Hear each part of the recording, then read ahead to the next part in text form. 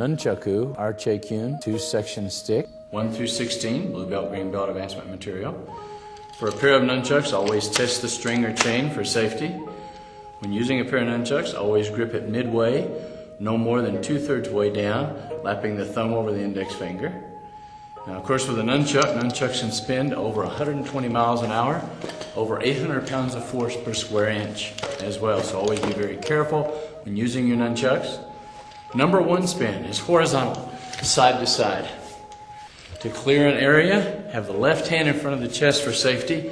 As you're spinning it, palm up and palm down, always leading as if cutting with a broadsword with the cutting edge. Number 2 is vertical, up and down. Palm up, palm down. Have the opposite hand ready to capture the nunchuck as it comes under the arm. Up and down, vertical. Number 3 is diagonal, hitting side to side, catching an opponent on either temple. So it's diagonal spin.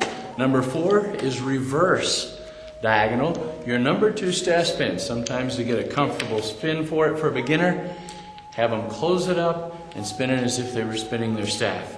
And then release the loose end, and it comes up under the opponent when striking in. Number 5 is the snap hit. Again, have the left hand in the center of the chest for safety and out of the way. Snapping it to the left, to the right, or forward. Number 6 is the underhand spin. Catch it under the opposite arm. So it comes around over the shoulder.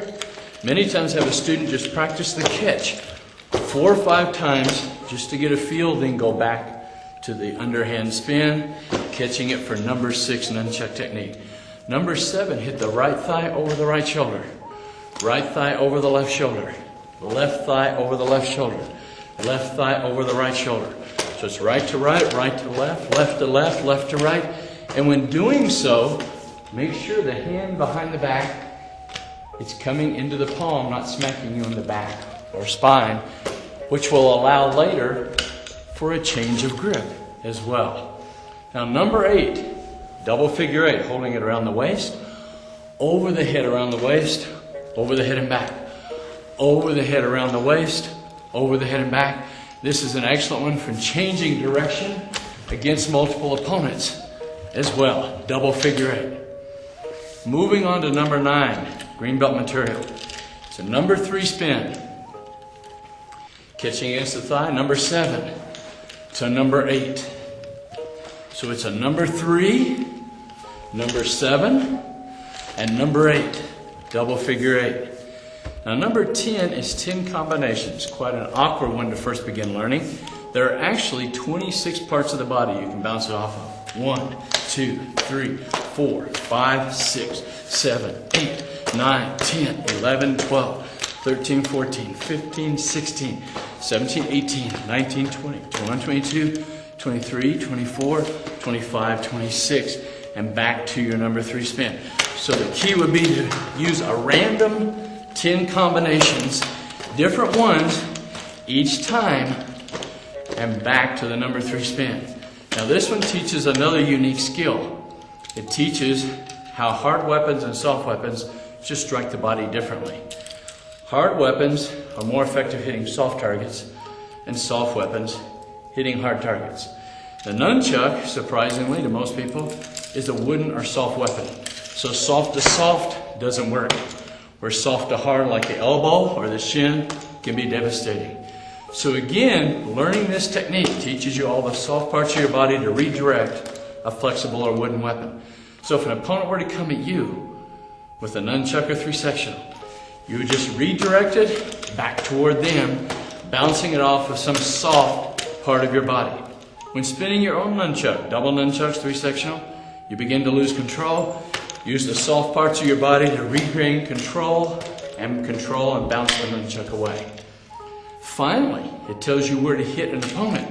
Against a much larger opponent when spinning your nunchuck, if you were to hit them in the midsection that's soft or in the thigh, it would have very little effect, but even against an opponent 2 or 3 times your size, catching them in the elbow, in the ankle or shin, will easily stun an opponent.